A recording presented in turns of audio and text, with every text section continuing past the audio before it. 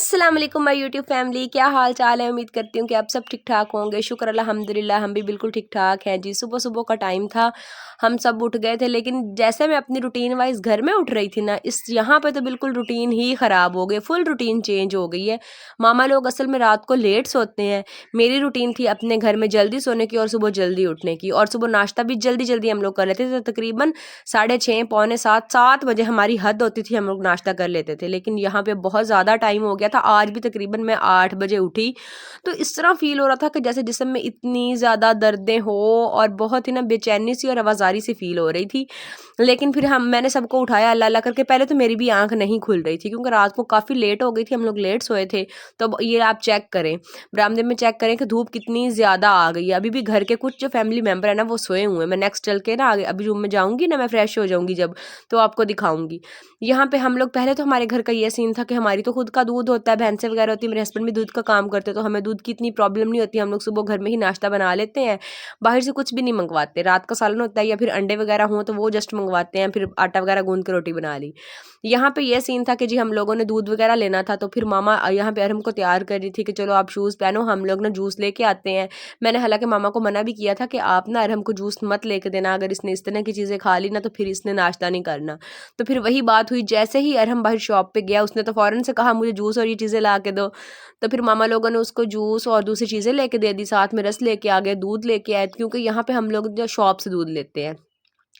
बस जी फिर दूध आया, तब तक मैंने ये अरहम के कपड़े और अपने कपड़े रात को ना वॉश कर दिए थे कि मैं नेक्स्ट डे, असल में जो मेरा वाइट कलर का सूट था ना जो मैंने घर से मंगवाया था, अब मैं थोड़ी सी पहले से ना हेल्दी हो गई हूँ, तो वो वाला मुझे बिल्कुल पूरा भी नहीं आता, उसके नीचे शमीज़ भी है और इतनी गर्मी मुझे फील हो रही थी, बहुत अनकंफर्टेबल थी। तो मैंने सोचा कि चले रात को थोड़ी देर के लिए वो पहन लेती हूँ, नेक्स्ट डे मैं फिर यही वाला सूट जो मैंने ईद पे स्टिच करवाया था यही वाला पहन लेती हूँ, क्योंकि ये मैंने काफ़ी खुला डुला सिलवाया है और इसकी लॉन्ग लेंथ रखवाई है, क्योंकि अब मुझे शर्म आती है। पहले मैं इस तरह के कपड़े मतलब नीचे से जीन्स वगैरह पजामा वगैरह ये चीज़ें भी पहन लेती थी, कैरी करती थी, लेकिन अब इस तरह की चीज़ें मैं कैरी नहीं करती।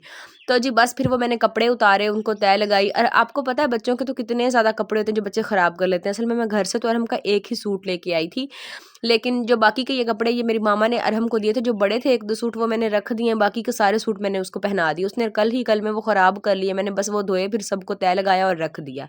फिर जी मैंने मुँह हाथ धोया, अब मैं ये रूम में आ गई थी। यहाँ पे मैंने जी क्रीम वगैरह लगाई, बाल वगैरह को कंघी की और फ्रेश अप हो गई थी।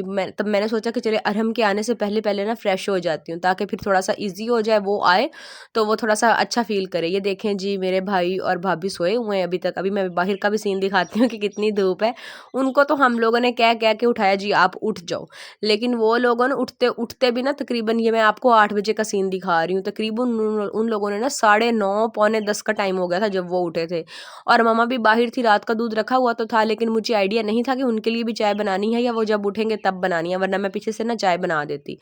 बस जी मैं बरामदे में बैठी थी, हवा चल रही थी, तो ये पर्दे वगैरह उड़ रहे थे, तो मैंने हालांकि सोचा हुआ है कि यहाँ का ना थोड़ा, अब हम लोग ना इस रूम को थोड़ा सा ना चेंज करेंगे, फुल ना रूम नहीं पूरे घर की ही लुक तकरीबन चेंज करेंगे। एक ना जो बेडरूम मेन है ना वो तो रहेगा, जो बरामदा है इसमें जो छोटा रूम है ना उसको हम लोगों ने निकलवा देना है, और यहाँ पे किचन वगैरह अच्छा सा बना लेंगे। शेल्फें वगैरह अभी नहीं बनाई हुई, हम लोगों ने नीचे ही सेट किया हुआ, और जो इसका जो नीचे वाला सेहन है ना, वो जो फर्श है, सॉरी, फर्श पे भी हम लोगों ने चिप्स वगैरह लगाई हुई है, लेकिन उसकी रगड़ाई नहीं हुई, जिसकी वजह से वो सारा वैसे ही रेड रेड सा फील हो रहा है।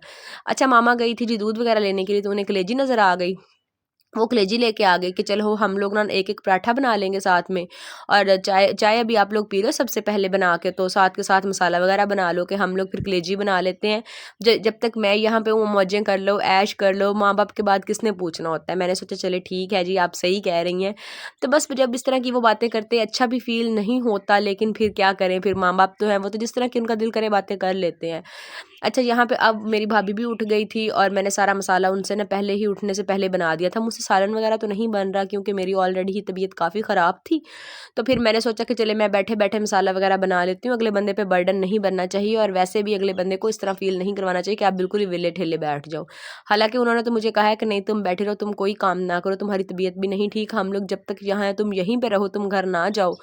तो जो मेरे हस्बैंड है उनका तो यही मन था कि ये आज घर आ जाए, क्योंकि जब मेरी देवरानी को ऑपरेट हुआ था, उन्हें बच्ची हुई थी, उनकी मामा और उनकी बहन भी आई हुई है घर। तो वो कह रहे थे कि खाला जान भी आई हुई हैं, उनकी बेटी भी आई हुई हैं, तो आप घर आ जाओ, उनसे आके एक दफ़ा मिल लो। तो मैंने बोला अच्छा ठीक है मैं आ जाऊँगी। अब मुझे आप लोग ही बताएं कि मैं कैसे जाऊँ जब मेरी तबीयत ही इतनी ख़राब है। अब बिलीव मी मेरा ज़ुकाम तो थोड़ा पहले से ड्राई हो गया है, लेकिन मेरे जिस्म में इतनी दर्दें हैं, इतनी दर्दें हैं कि मेरा उठने को दिल नहीं कर रहा है। ऐसे फ़ील हो रहा है जैसे किसी ने ना बहुत मज़बूती से जकड़ा और जिस्म में बहुत ज़्यादा दर्दें हों। असल में जो नज़ला ज़ुकाम होता है ना, ये ख़त्म भी हो जाए ना तो फिर भी इसके साइड इफ़ेक्ट तो एटलीस्ट 1 वीक के लिए तो रहते ही रहते हैं, और ये ना जिस्म में बिल्कुल जकड़ाव सा बन जाता है। हालाँकि मैं प्रॉपर मेडिसिन ले रही हूँ, मामा लोग यहाँ पे सारा काम कर रहे हैं, मुझे चाय एट अ टाइम बना के दे रहे हैं, सारा काम भी वही कर रहे हैं, मैं तो जस्ट जी बैठी हुई हूँ यहाँ पे आके। तो बस जी फिर क्या करें, जैसी भी सिचुएशन हो आपको अपने खुद को सँभालना पड़ता है, घर को भी देखना पड़ता है। तो बस मैं तो अभी नहीं देख पा रही थी, इसलिए मैं तो अपने मामा लोगों के घर आ गई थी। और वैसे भी ना अब मेरे ससुराल में थोड़ी-सी सिचुएशन जो है ना बहुत ही वर्स्ट सी हो गई थी कि इस तरह हुआ था कि जिस दिन मैं आने वाली थी ना, हम लोगों की थोड़ी-सी मुँहमारी सी हो गई थी घरवालों के साथ। असल में ये हुआ था कि ना जो मेरी नंद है और जो मेरी सास है वो काम कर रही है ना मेरी देवरानी का, हम लोग सब सेपरेट हैं। तो हम लोग इतना काम नहीं उनका कर रहे थे, वो लोग कर रहे थे, तो उन्होंने हमें बोला कि आप भी थोड़ा-सा कर दो। तो हमने बोला कि भाई हम तो हैं ही सेपरेट, हम क्यों करें? आप लोग कर रहे हो तो आपका एहसान है, उन पे हम पे तो कोई एहसान नहीं है ना, तो आप खुद ही कर लो। तो इसी वजह से भी मैं कुछ इधर आ गई थी, क्योंकि situation day by day worse हो रही थी। सारे इस तरह मुंह बना के बैठे हुए थे कि आप लोगों ने नाश्ता नहीं बनाया, ये नहीं किया, वो नहीं किया। तो हालांकि हमारी तो कोई बनती नहीं थी, जब हमारी बारी होती है कोई भी इस तरह का काम तो कोई भी नज़दीक भी नहीं आता। और वैसे भी हम लोग सेपरेट है यार, कोई जॉइंट फैमिली में तो हम लोग नहीं रह रहे कि हम लोग इतना ज़्यादा काम करें या उनका भी काम करें। ठीक है, कोई आपका एहसान होता है या किसी के मतलब दुख है तो उसमें तकलीफ़ में अगर आप उसके काम आते हो तो ये आपका एहसान है। अगर नहीं आ रहे हो तो किसी को कोई फोर्सफुली नहीं कह सकता, ये बात होती है। तो जी बस अब तो फोर्सफुली वाला काम था, तो बस मैंने सोचा कि ज़्यादा कंडीशन वर्स हो तो इससे बेहतर यही है कि मैं वहीं पे चली जाऊँ। मेरी तो ऑलरेडी ही तबीयत ही इतनी ज़्यादा ख़राब थी। अच्छा जी, अगर आप लोग मेरे चैनल पर नए हैं तो इसको लाइक करें, शेयर करें, और आप लोगों ने ज़्यादा से ज़्यादा सब्सक्राइब करना है। ठीक है, मिलते हैं नेक्स्ट वीडियो में, तब तक के लिए अपना बहुत सारा ख्याल रखना है, दुआओं में याद रखना है। और ये स्किन पॉलिश बहुत अच्छी है, मेरी भाभी की है, उन्होंने लाहौर से ली, तो मैंने सोचा आपके साथ भी शेयर। 24 के गोल्ड इसका नाम है, गोल्डन कलर की है, बहुत ही अच्छा इसका अमेजिंग रिजल्ट है। तो आप लोग भी इसको एक दफ़ा यूज़ ज़रूर करें। अच्छा जी, दुआओं में याद रखिएगा, मिलते हैं नेक्स्ट वीडियो में, तब तक के लिए अपना बहुत सारा ख्याल रखिएगा। और जब तक मैं अपने मैके में हूँ मेरे छोटे छोटे व्लॉग्स आएंगे, फुल प्रॉपर व्लॉग नहीं आएगा पूरे काम का और पूरी क्लीनिंग का, क्योंकि मैं यहाँ पे हूँ, मैंने आपको बताया। मिलते हैं नेक्स्ट वीडियो में, तब तक के लिए अल्लाह हाफिज़।